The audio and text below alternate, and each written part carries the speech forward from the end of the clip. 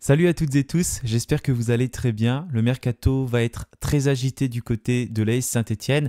On a déjà eu les options d'achat de Irving Cardona et Maxime Bernauer qui ont été levées. Cette fois-ci, c'est un tout nouveau joueur qui va porter le maillot de l'AS Saint-Étienne, un milieu de terrain qui s'appelle Mahmoud Jaber. C'est donc désormais officiel, c'est la première véritable recrue du mercato stéphanois, si on ne compte pas les joueurs qui ont déjà porté le maillot vert. Comme d'habitude, quand il y a une recrue, je fais une vidéo portrait pour essayer de voir qui est ce joueur. Voilà, essayer d'en avoir une idée. Bien sûr, c'est des articles que j'ai lus, des données que j'ai regardées, des vidéos que j'ai vues, donc c'est mon propre avis. J'essaye de vous le transmettre pour qu'on apprenne à mieux le connaître. Mais on est très peu, en vérité, à le connaître, je pense. Je fais partie de ceux qui ne connaissaient pas son nom il y a encore quelques mois, parce qu'il était déjà sorti son nom au mois de janvier, donc on avait pu un peu apprendre qui c'était. Mais on n'a pas pu voir de match véritablement de ce joueur. Donc on va s'en faire vraiment une idée quand il va jouer en Ligue 2. Donc voilà, là c'est plus pour apprendre à le découvrir, pour apprendre à le connaître. Et si vous voulez beaucoup plus d'informations, n'hésitez pas à lire Peuple Vert parce qu'on fait pas mal d'articles, vous le savez, et on a notamment fait beaucoup d'articles sur Mahmoud Jaber où on parle du joueur, il y a des interviews, il y a plein de choses, donc je vous laisse aller voir. Allez, nous on va présenter le joueur. Juste avant de débuter, n'oubliez pas de vous abonner, de liker la vidéo et on se retrouve juste après le générique.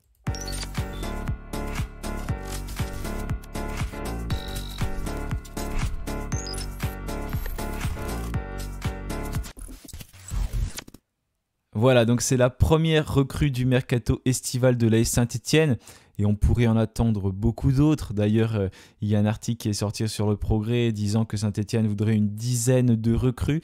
Donc il va y avoir du mouvement, que ce soit au niveau des arrivées, mais aussi au niveau des départs avec des fins de contrat. On aura l'occasion d'y revenir bien évidemment. Donc Mahmoud Jaber, c'est un milieu de terrain défensif. Si on peut le comparer à un joueur, donc c'est plutôt Pierre-Écois. C'est pour jouer dans son rôle. Donc est-ce qu'il va être aux côtés de Pierre-Écois sur le terrain? Est-ce qu'il va être en concurrence avec Pierre-Écois? Est-ce que Pierre-Écois va rester à Saint-Étienne? Pour l'instant, toutes ces questions, on n'en a pas les réponses, bien évidemment. Donc ce sera à surveiller. Mais en tout cas, ce sera plus le rôle de Mahmoud Jaber. Ça ne va pas être un milieu de terrain offensif. Donc Mahmoud Jaber, c'est un joueur qui est assez jeune, il a 25 ans, donc ça commence quand même à être un bel âge pour un joueur de foot où il commence à avoir un petit peu de maturité. Il est né le 5 octobre 1999, c'est un joueur qui joue en tant que milieu défensif, aussi capable de jouer relayeur. Son club actuel, c'est le Maccabi Haïfa en Israël, club où sont passés notamment Dylan Batubinsika et Pierre Cornu. Donc pour l'instant, les joueurs de Saint-Étienne qui sont venus de son club, ça n'a pas forcément été de grandes réussites. Dylan Batubinsika, je ne vais pas dire que ça n'a pas du tout été une réussite parce qu'en Ligue 2, ça a bien fonctionné. Ça a été plus compliqué en Ligue 1. Puis Pierre Cornu, voilà, on sait ce qui s'est passé cette saison, on l'a très peu vu et il n'a pas satisfait du tout sous le maillot stéphanois. Bien sûr, Mahmoud Jaber, c'est un tout autre joueur, donc on ne va pas du tout le juger par rapport aux prestations d'anciens joueurs donc, qui ont joué dans son club. Mais il n'a pas une expérience pour l'instant de championnat étranger, contrairement d'ailleurs à Pierre Cornu qui avait par exemple joué en Espagne ou Dylan Batubinsika qui est notamment passé par le Paris Saint-Germain. Mahmoud Jaber, non, il est toujours resté en Israël et il a été formé dans le club du Maccabi Haïfa. Il a juste eu un prêt quand il était jeune. On y reviendra dans quelques instants. Donc il a fait ses débuts professionnels justement en prêt dans le club d'Hapoel Nof à Galil, excusez-moi pour la mauvaise prononciation, en deuxième division israélienne entre 2019 et 2021. Donc c'est là qu'il a pu accumuler du temps de jeu et se forger donc une certaine expérience. Son premier match en professionnel, ça a été le 22 août 2019 dans un match contre le Maccabi Petah Tikva.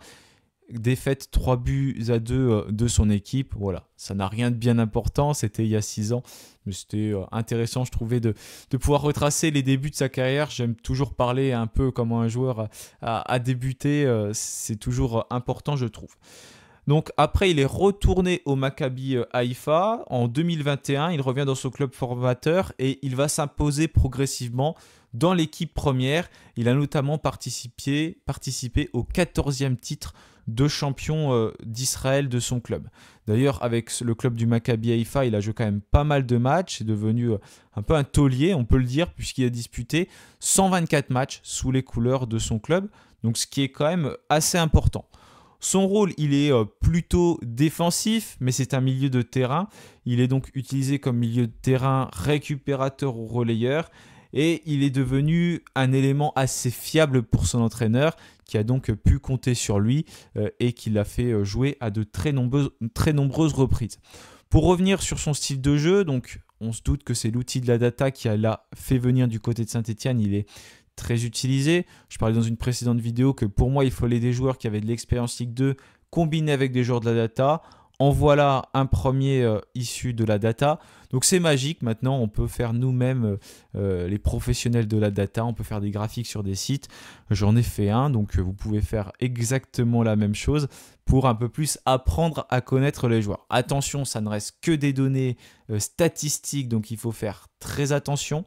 Déjà, je peux mettre les critères que je veux pour débuter.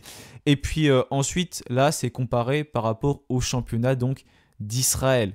On peut avoir l'impression des fois qu'un joueur est excellent, mais c'est parce qu'il a performé dans son championnat, et peut-être que si on le transpose dans le championnat de Ligue 2, ça ne sera pas la même chose, il va être plus en difficulté, ou peut-être qu'au contraire, il va être encore plus fort.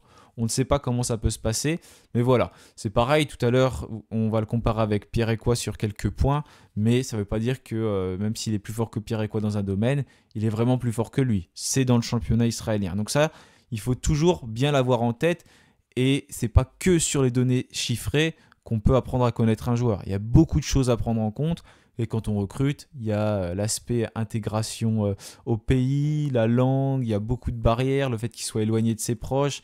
Voilà, pour tous les joueurs qui viennent de l'étranger, il ne faut pas prendre en compte que ces données-là. Les humains, ce n'est pas des robots, il y a beaucoup de choses qu'il faut prendre en compte. Donc je vous laisse ce graphique. Si on regarde son style de jeu, ses qualités, c'est plutôt un joueur qui semble être un très bon passeur, avec un taux de passes réussies qui est assez élevé. Il est également bon dans la relance, et il est très important dans les duels et dans le travail de l'ombre. Ça, c'est quelque chose qui est mis en avant dans des analyses que j'ai pu lire, notamment sur Twitter, de personnes qui ont fait des analyses data aussi, qui ont fait des analyses data, parce que moi je n'ai pas fait une analyse data, j'ai juste sorti un graphique, qui ont fait des analyses data. Donc c'est quelqu'un qui on semble pas trop le voir en vérité sur le terrain, mais il fait un travail de l'ombre qui est très important, et ça c'est ce qu'on demande aussi à un milieu de terrain, et c'est ce que Mahmoud Jaber semble faire. C'est un joueur donc qui n'hésite pas à aller au contact, au duel, il n'a pas forcément peur d'y aller. C'est pas forcément le meilleur tacleur non plus, mais il va au duel, il tente des choses. C'est pas un joueur qui semble prendre beaucoup de cartons, donc ça c'est important. Il est intelligent dans ses placements, et apparemment il saurait plutôt éviter les fautes inutiles. Par contre, offensivement, c'est pas un joueur qu'il faut s'attendre à voir. Il n'a pas forcément une présence très très importante dans la surface de réparation. On ne le voit pas, véritablement, il ne tire pas beaucoup. D'ailleurs, cette saison, il n'a pas dû marquer, il doit être à 3 passes décisives. Donc voilà, il est moins spectaculaire offensivement, c'est pas véritablement un créateur, mais il a quand même un profil pour aller, un profil box-to-box. Il peut aller aussi quand même dans le camp adverse, dans son propre camp, faire les courses. Vraiment un joueur qui ne lâche pas et qui fait un très très gros travail. En tout cas sur le papier, voilà, je ne vous dis pas qu'il va faire ça à Saint-Étienne, mais par rapport à ce qu'on peut lire, c'est un joueur qui semble quand même assez propre dans sa qualité de passe, qui se bat, mais offensivement, c'est pas là qu'il va falloir l'attendre. Après, c'est pas son rôle, puisque c'est un milieu de terrain défensif, donc on l'attend aussi dans la première relance, et ça c'est très important. Dans la première relance, pour lancer les ailiers, notamment Cardona, on attend aussi des joueurs qui sont capables de bien relancer. Donc voilà, son apport offensif semble limité. Il y a peu de dribbles, peu de buts ou de passes décisives. Et donc son rôle, c'est cependant de protéger la défense. Voilà, je vous lis les notes que j'ai mises pour ne rien oublier. Donc c'est quelqu'un qui est combatif, qui travaille beaucoup physiquement. Attention, il a quelques soucis musculaires, notamment avec des blessures aux ischio-jambiers qui sont apparemment assez récurrentes. Il peut être absent quelques semaines chaque saison, donc ce sera à surveiller. Donc désolé, par contre c'est marqué en anglais sur le graphique parce que je peux pas mettre en français.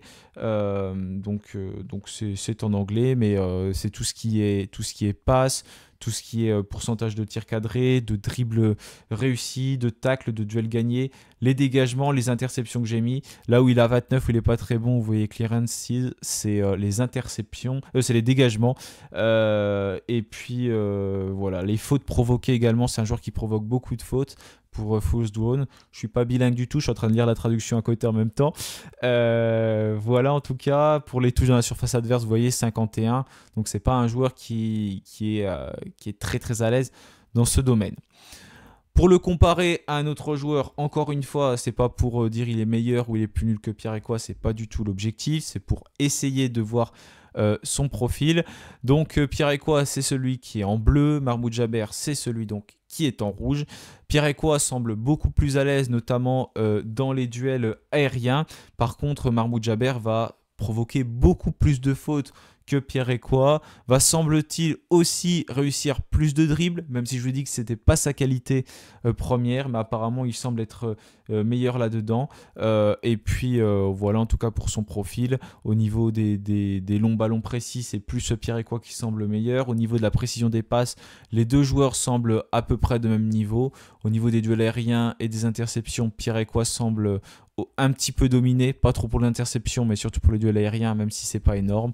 Et puis la dernière touche que je vous ai mis, c'est touche dans la surface adverse. Apparemment, Mahmoud Jabber toucherait quand même plus de ballons dans la surface adverse que Pierre-Emerick. Pourtant, c'est pas difficile parce que Pierre-Emerick, il en touche vraiment pas beaucoup. Mais encore une fois, ça compare deux championnats différents. C'était juste pour voir à peu près le profil du joueur. C'est pas du tout pour dire il est meilleur ou plus nul que Pierre-Emerick. C'est pas du tout mon objectif.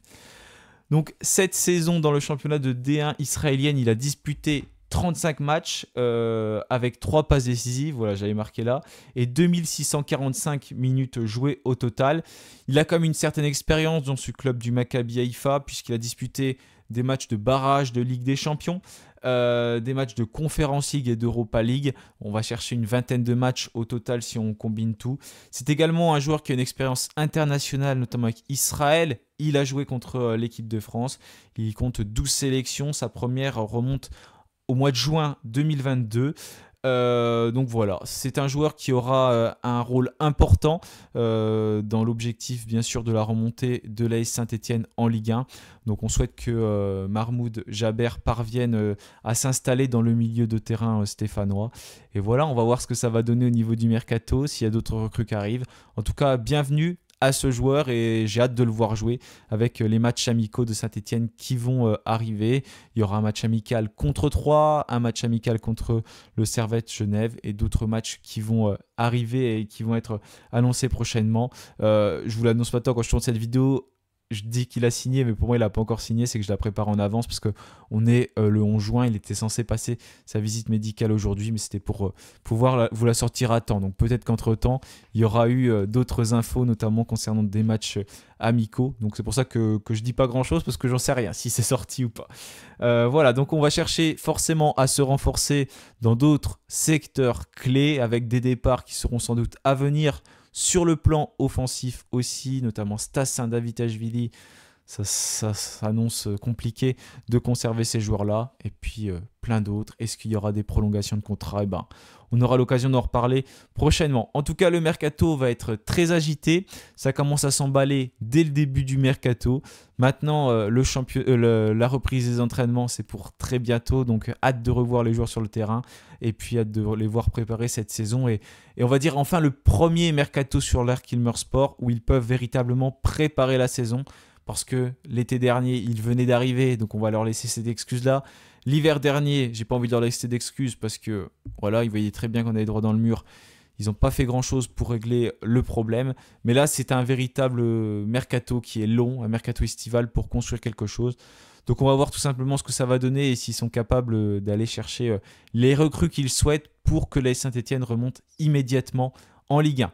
Merci à tous d'avoir suivi cette vidéo. Je vous souhaite une très bonne semaine et bien sûr, allez les Verts.